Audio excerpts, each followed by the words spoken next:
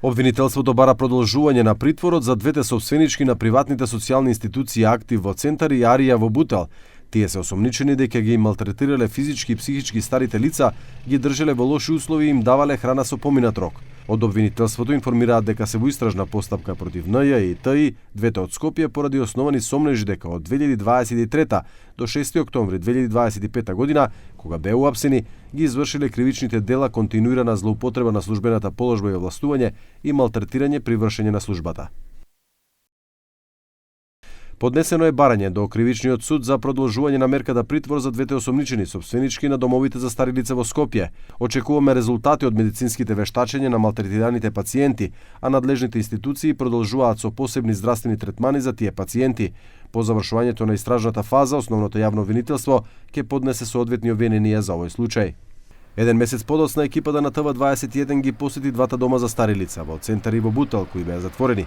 Од Министерството за социјална политика велат дека старите лица кои престојувале во приватните домови Актив и Арија се вратени кај своите семејства, а семејствата имаат право да склучат административни договори со други установи за социјална заштита.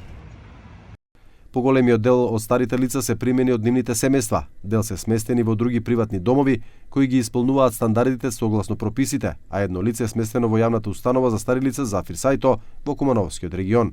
Дел од нив се сместени во специјалната болница за геријатрија и палијативна медицина 13 ноември во Скопје. Директорката на оваа институција Ленче Неловска изјави дека капацитетот од над 400 кревети е исполнет, но сепак биле најдени места и за дел од штитениците од тие два приватни дома, кои имале и дополнителни дијагнози. Не можам да ви кажам конкретно нити бројка, нити состојба, значи ние примаме пациенти кои што се најавени за сместување кај нас, а актуелната здравствена состојба е различна кај луѓето, така што не можам да дадам одговор на ваше прашање, немам таква информација. Дали имаше такви пациенти што беа донесени? Сигурно дека имаше, меѓутоа не нешто многу. Двете институции останаа без дозволи за работа бидејќи е утврдено дека не ги исполнуваат стандардите согласно постојаното законодавство. Секторот за социјална заштита при Министерството за социјална политика, демографија и млади подготви и достави информација до владата, која е надлежна да донесе одлука за поништување на одобрението за основање на приватни институции за социјална заштита на стари лица.